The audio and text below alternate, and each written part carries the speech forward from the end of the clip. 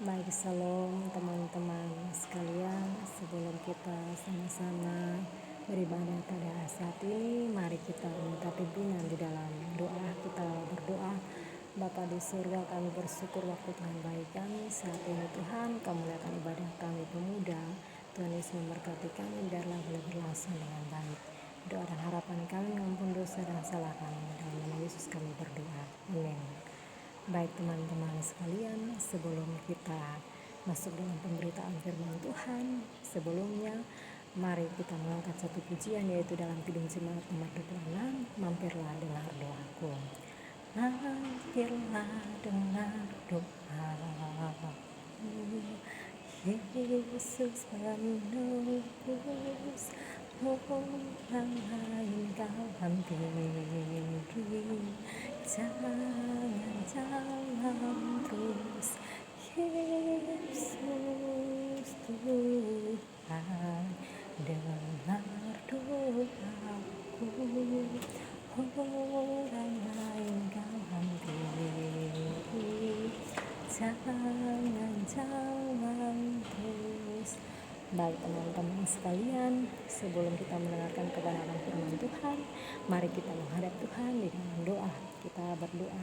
Bapa di surga, tiba saat Tuhan kami mendengar kebenaran firman Tuhan. Mari Tuhan bersama-sama dengan kami dalam firman yang kami dengar pada saat ini. Kami boleh melakukan dalam kehidupan setiap hari.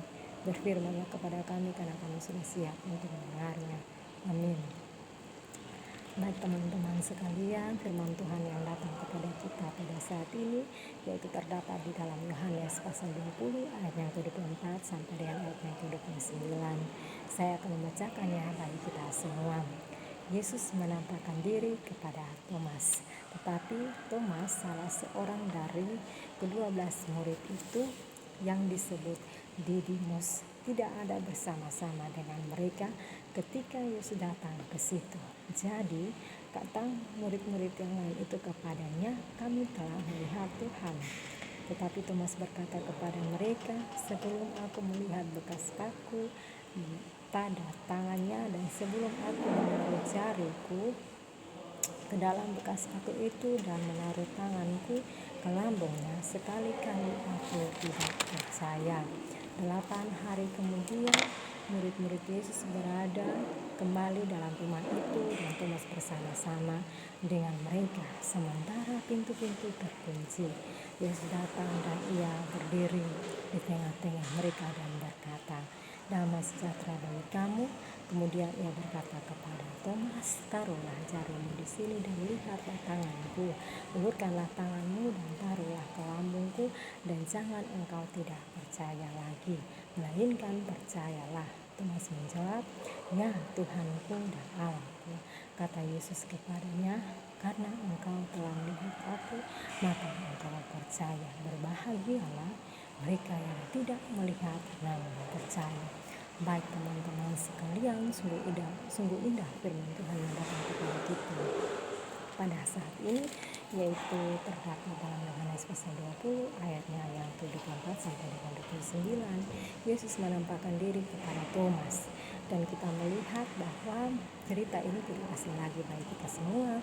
Kita sudah sering sekali mendengarnya dari waktu kita kecil sampai dengan saat ini ketika kita ikut beribadah di gereja maupun di tempat-tempat ibadah lainnya. Tetapi mari kita belajar tentang firman Tuhan ini, bagaimana Thomas yang tidak percaya kepada Tuhan dan yang tidak percaya ketika dia tidak melihat, dan setelah itu ketika Tuhan Yesus menampakkan diri kepadanya, dia bisa melihat dan kemudian dia percaya. Nah teman-teman, mari kita sama-sama belajar firman Tuhan ini. Biarlah apa yang kita baca, apa yang kita dengar, kita boleh belajar untuk memperbaiki kehidupan kita ke depan sebagai muda-mudi. Baik firman Tuhan yang begitu indah yang datang kepada kita. Yesus menampakkan diri kepada Thomas. Pada waktu itu ketika Yesus menampakkan diri, sebelumnya dia ketika kita mengikuti dari alur cerita dari firman Tuhan ini, sebelum dia menampakkan diri, Yesus disiksa, kemudian disalib, dan 3 hari kemudian ketika kebangkitannya dia melakukan penampakan kepada orang-orang yang ada di sekitarnya. Dan saat ini kita akan sama-sama melihat tentang penampakan diri kepada Thomas. Pada waktu itu ketika Yesus menampakkan diri kepada murid-muridnya yang lain, dan waktu itu Thomas tidak bersama-sama dengan mereka. Dan ketika dia datang, lalu teman-temannya bercerita kepada dia, mengatakan kepada dia bahwa Yesus menampakkan diri. Dan apa yang dia katakan kepada teman-temannya waktu itu, bahwa dia bilang dia tidak percaya sebelum dia melihat. Nah, ketika teman-teman mengatakannya, dia berkata demikian, bahwa dia tidak percaya sebelum dia melihatnya dengan mata kepalanya sendiri. Di sini kita melihat bahwa yang ditulis oleh Yohanes di sini, bahwa Thomas ini adalah orang yang ragu-ragu. Thomas ini adalah orang yang ketika dia belum melihat dia tidak percaya. Ketika dia melihat langsung baru dia percaya.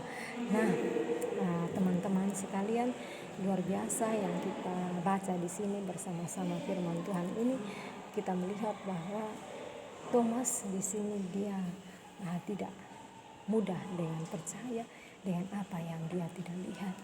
Kembali lagi kepada kita semua sebagai muda-mudi, sebagai anak-anak Tuhan, sebagai orang Kristen yang dekat kepada Tuhan, apakah kita juga sama seperti Thomas? Kita melihat bahwa cerita selanjutnya di sini dikatakan bahwa di ayatnya yang ke-26, 8 hari kemudian, 1 minggu, kira-kira 1 minggu kemudian, di situ dikatakan Yesus menampakkan diri bersama-sama dengan mereka. Di situ Yesus datang dan berdiri di tengah-tengah mereka dan berkata, damai sejahtera bagi kamu. Dan di situ kemudian Yesus berkata, kemudian ia berkata lagi kepada Thomas bahwa taruhlah jarimu di sini dan lihatlah tanganku, ulurkanlah tanganmu dan taruhlah ke lambungku, dan jangan engkau tidak percaya lagi, melainkan percayalah. Di situ ketika Yesus menampakkan diri untuk yang kesekian kalinya, di situ barulah Thomas, kita melihat bahwa Thomas menjadi percaya. Dan ketika dia melihat langsung, dan di situ Yesus menyuruhnya untuk menaruh jarinya ke dalam lambungnya, barulah ketika itu Thomas menjadi percaya. Teman-teman sekalian, kita boleh belajar dari firman Tuhan pada saat ini. Apakah kita sama seperti Thomas? Apakah kita berbicara di sini kembali kepada kita sebagai muda-mudi, kembali kepada kita sebagai orang-orang yang percaya kepada Yesus? Apakah kita juga ragu-ragu dalam kehidupan kita sebagai muda-mudi? Kadang-kadang dalam kehidupan kita sebagai orang Kristen, kedagingan kita lebih. Sebagai manusia, kadang-kadang kita tidak menyadari itu. Kadang-kadang dalam kehidupan kita, kita merasa kehidupan kita mendapatkan satu cobaan, kita rasa bahwa ini berat. Kadang-kadang kita mau lari daripada Tuhan. Padahal sebenarnya masalah datang kepada kita, Tuhan sayang kepada kita, sehingga Ia mengizinkan cobaan itu ada bagi kita, itu tantangan itu ada bagi kita. Dan kadang-kadang kita melihat kedagingan kita sebagai manusia, apalagi kita muda-mudi, kita mudah untuk terombang-ambingkan. Kadang-kadang kawan yang datang atau ada orang yang datang menasihati kita, memberikan jalan keluar, kita tinggalkan Tuhan, atau janganlah kita mau percaya kepada Tuhan, kita lari untuk pergi ke agama lain. Katanya di situ yang lebih baik, di sini tidak baik. Nah, teman-teman sekalian, dalam kehidupan kita banyak hal yang kita alami, tapi kadang-kadang kita tidak menyadari bahwa Tuhan sayang kepada kita, sehingga tantangan itu datang kepada kita. Kita mudah lari dari kenyataan yang ada. Teman-teman, kita sering membandingkan diri kita dengan orang lain. Kenapa dia seperti itu dan saya tidak seperti itu? Dia lebih baik dan saya hidupnya seperti ini. Kadang-kadang kita tidak bersyukur atas apa yang Tuhan sudah kasih dalam kehidupan kita. Iman kita mudah untuk goyah. Kadang-kadang kita lari daripada apa yang kita lakukan. Kita tidak sanggup memikul apa yang Tuhan izinkan terjadi dalam kehidupan kita lagi. Karena itu firman Tuhan datang kepada kita untuk kita jangan ragu datang kepada Tuhan, sama seperti Thomas. Kehidupan kita percaya seutuhnya kepada Tuhan, karena Tuhan membentuk kita dari rahim ibu kita, Tuhan sudah membentuk kita untuk menjadi sesuatu yang baik. Dia tidak membiarkan kita jatuh. Tuhan Yesus itu sayang kepada kita, sehingga dia dibentuk kita untuk menjadi sesuatu yang baik. Tidak sesuatu yang tidak baik, tetapi sesuatu yang baik, yang luar biasa yang Tuhan pakai.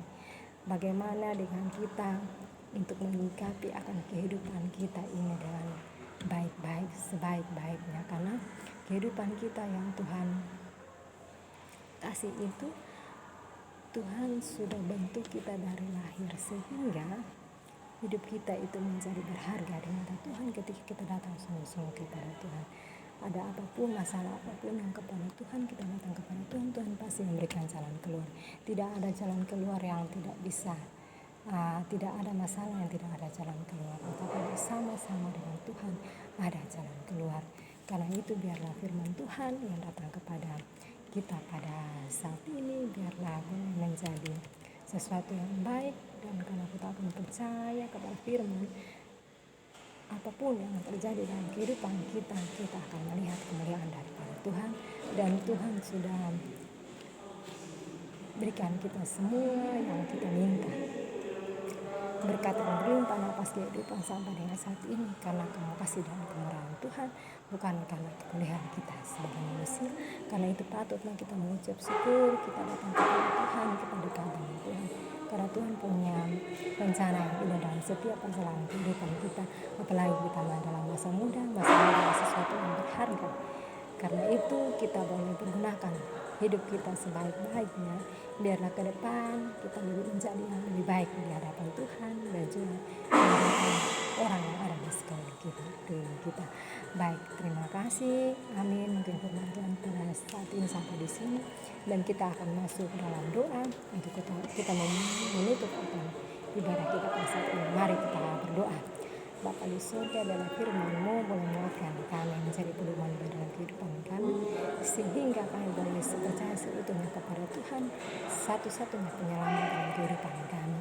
Bapa surga, tolong kami berada dalam kehidupan kami menjadi lebih baik daripada hari yang kemarin. Doa dan harapan kami ampun dosa dan salah kami, dalam nama Yesus kami berdoa. Amin. Baik, terima kasih dan shalom.